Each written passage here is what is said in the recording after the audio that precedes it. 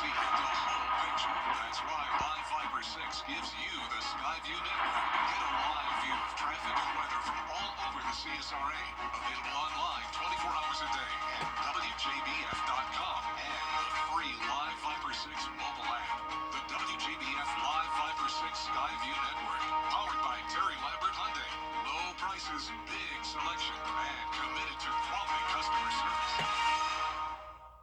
The Live Fiber 6 Skyview network, sponsored by Terry Lambert Hyundai.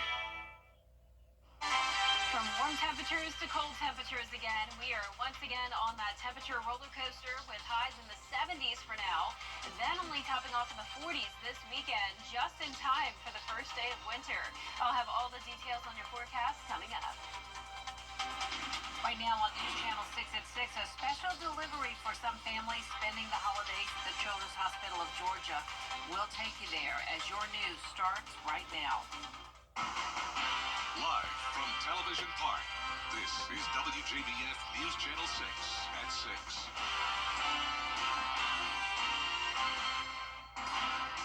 Good evening, everyone. I'm Jenny Montgomery. Thank you so much for joining us. Coverage you can count on begins with a generous donation making Christmas brighter for families at the Children's Hospital of Georgia. Bria Smith has the details. So the last thing we want them to have to worry about is how are they going to afford Christmas presents? How are they going to afford gifts for their child and other children and siblings throughout? And thanks to the Children's Hospital of Georgia's partnership with the charity Cure Childhood Cancer, gifts will be one less thing 11 families at the hospital will have to worry about. It's a huge team effort. We have amazing donors in the Cure community, and we all just come together because these families who have a child battling cancer right now, we just want to ease some burdens and bring some joy of the season. Cure is a charity founded nearly 50 years ago, dedicated to curing cancer in children.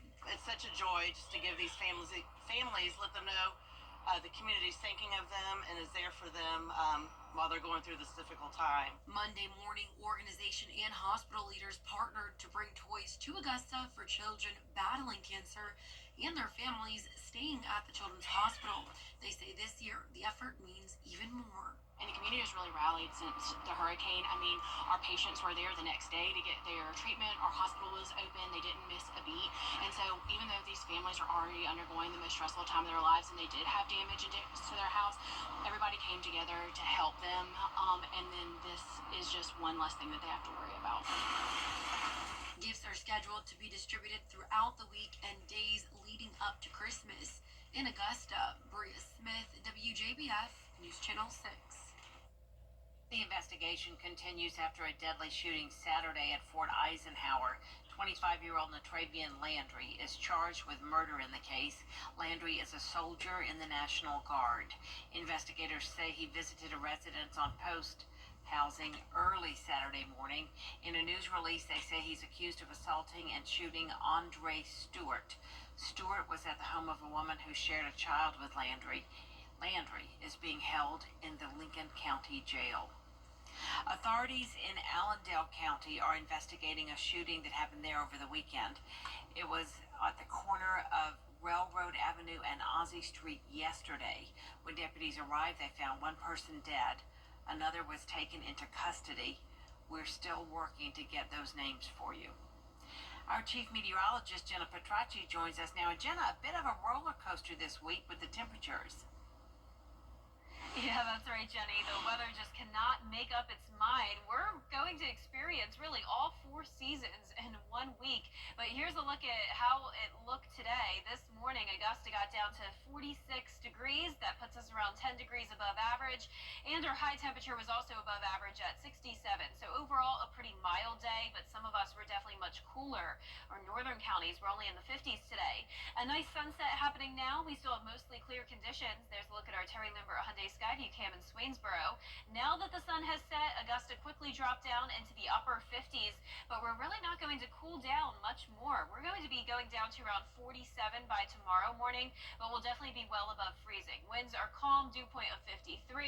Satellite and radar still showing those mostly clear conditions, but also prepare for some fog development tomorrow morning. Notice the temperatures are still in those low to mid 50s in our northern counties, but low to mid 60s down towards the south. And tomorrow, high of 73 degrees, so it'll be feeling more like springtime rather than winter. Notice your day planner showing 50 degrees in the morning with the fog, which could be dense at times, so definitely leave with plenty of time tomorrow morning. Then we'll have the sun coming back out in the afternoon as we climb to around 72 to 73 degrees. So it is going to be warm over the next 2 days, but then on Thursday, back down to the mid 60s, and we'll continue to see those temperatures fall from there. I'll have a look at how cold it will get coming up. But back to you, Jenny. All right, we appreciate it, Jenna. A hate crime bill named opioid-related overdoses in Georgia have killed more than 650,000 people over the last 25 years. Atlanta Bureau Chief Archit Seshadri looks at the reasons behind so many overdoses. Georgia can count a 200% increase in opioid overdoses between 2010 and 2020. The number one way that people are becoming addicts of opioids is in medicine cabinets. So it is someone having a prescription for opioids from a doctor, a valid legal prescription, and not disposing of that properly, leaving it in the medicine cabinet for their child, their grandchild, a family member, a thief, or someone else to get. Commissioner Tanner oversees the Georgia Opioid Crisis Abatement Trust and says Georgia will receive $638 million in settlements after a national lawsuit with major pharmaceutical distributors. We want to have an emphasis on preventing someone from becoming addicted to an opioid to begin with. That's important. We also want to help people get to recovery, so we want to have recovery efforts. We want to have treatment efforts. We also want to have harm reduction. And if someone's actively in addiction, we want to try to reduce the harm they're doing to themselves or their community. The commissioner says drug overdoses on meth, cocaine, heroin, and fentanyl simply start from an injury prescription and then can spiral out of control. I think lawmakers being able to keep focused on where can we implement laws and policy changes that will help prevent opioid addiction from occurring to start with is going to be important. But also making it easier for people to get into treatment, to stay in treatment, and making sure that we have the ability to build the facilities that we need in the state to treat individuals who find themselves addicted to opioids. Georgia's Attorney General Chris Carr says treatment and recovery services are the key to solving the opioid crisis in the state. Reporting in Atlanta, Archit Seshadri, Atlanta Bureau Chief.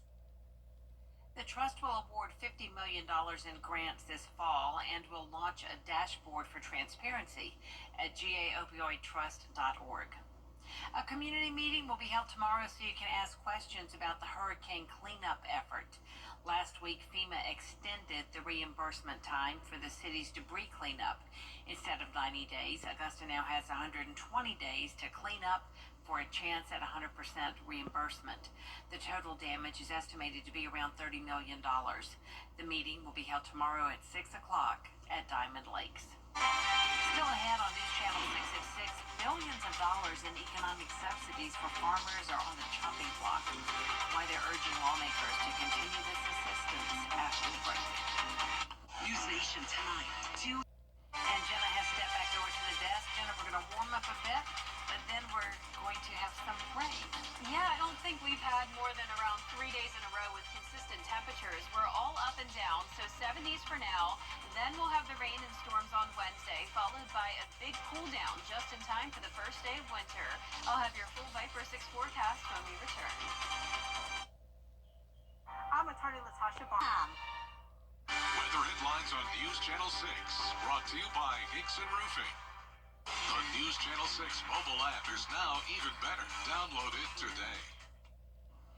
Now, your most accurate forecast with WJBF Live Viper 6.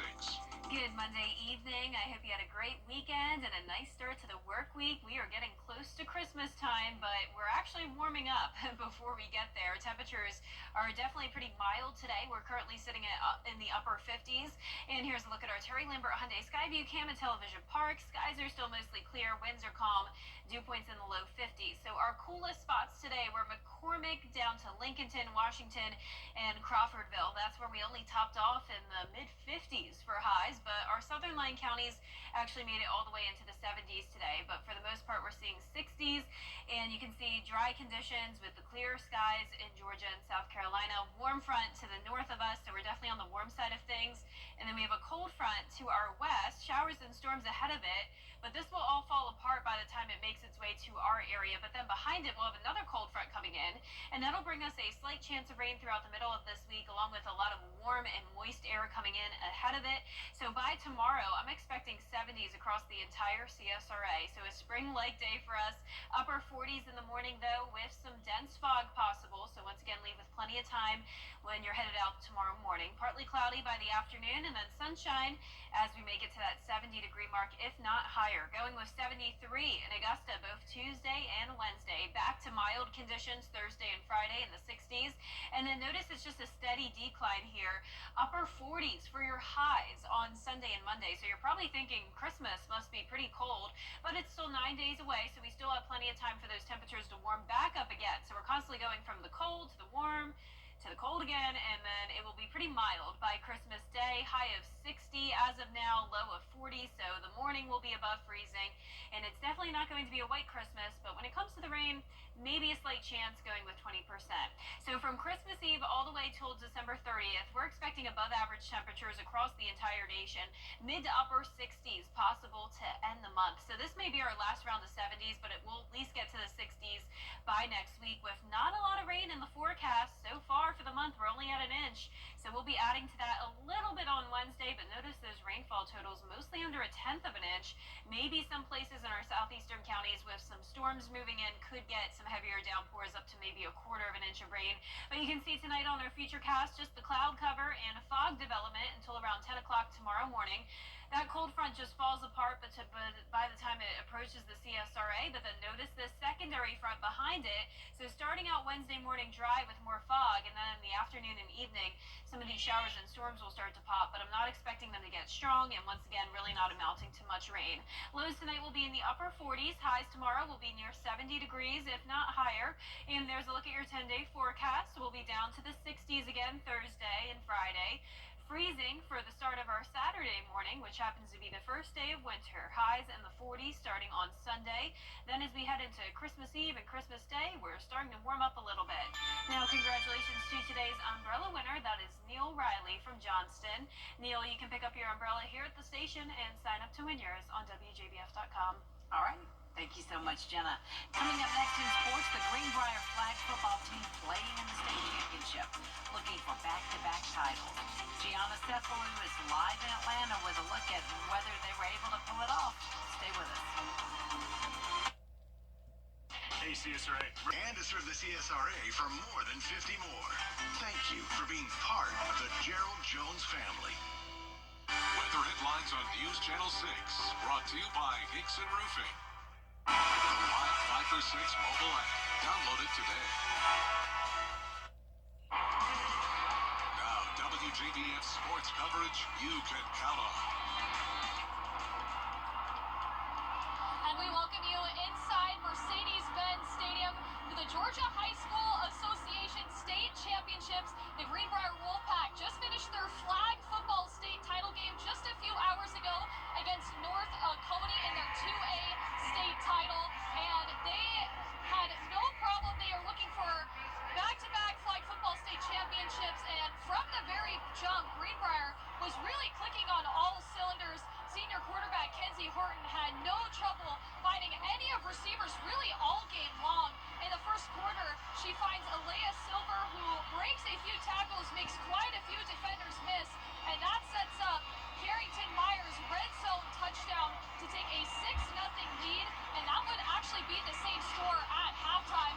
And then in the third quarter, they actually take a 12-0 lead with a deep pass to maybe Kate Pangel, and she celebrates with her teammates in the end zone. And then, of course, for the cherry on top, the final score of the game comes in the fourth quarter, where Horton hits Maggie Pangel over the middle. Greenbrier wins back-to-back state championships, beating North Coney High School 18-0. A lot of experience, got a great quarterback. Coaching staff, offensive coordinator, defensive coordinator, they did a phenomenal job preparing their team.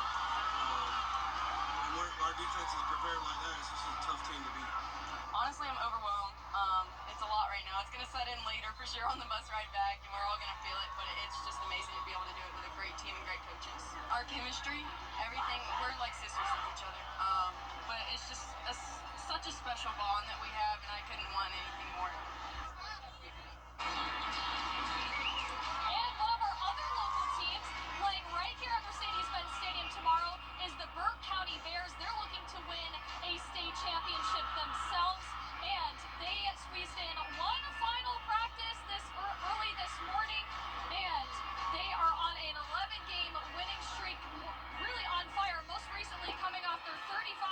6-2 victory over Rock Martin.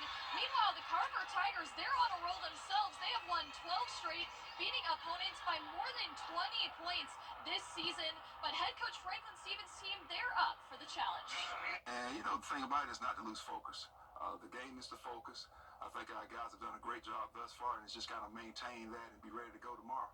This is the third time the Scooters got an opportunity to play in the football state championship, and as always, I know we overuse this word. Probably need to look up a new word for excitement, but we're very excited about this opportunity. And Burke County faces off against Carver at 4 p.m. right here at Mercedes-Benz Stadium. Reporting live in Atlanta, Gianna Cephalou, WJBF News Channel 6 Sports. What's the big secret? What's the big secret insurance companies don't want you to know? The answer could mean millions to you and your family. After an accident, people who hire an experienced law firm make more money than those who don't. Don't wait. Call me right now. Upper 40s tonight with some fog tomorrow morning, then sunshine in the afternoon with a high of 73 both Tuesday and Wednesday. Back to the 60s Thursday and Friday. A big cool down over the weekend. Lows down to 23 heading into next Monday morning, but then a mild Christmas. One town in Tennessee is celebrating Christmas in a unique way. Embryville is one of the areas hit hard by Hurricane Helene in the fall. Their celebration featured mules carrying gifts. Kids there were able to pick out their gifts, and the mules brought an extra smile. Organizers say they can't fix the problems left behind by the storm, but they can give families a reason to smile. Aww. And they say that's what this day was all about. That looks very fun. nice. That's our report from everybody. Thank you for joining us. News Channel 6 continues at 7 o'clock right after World News Tonight. Have a nice evening.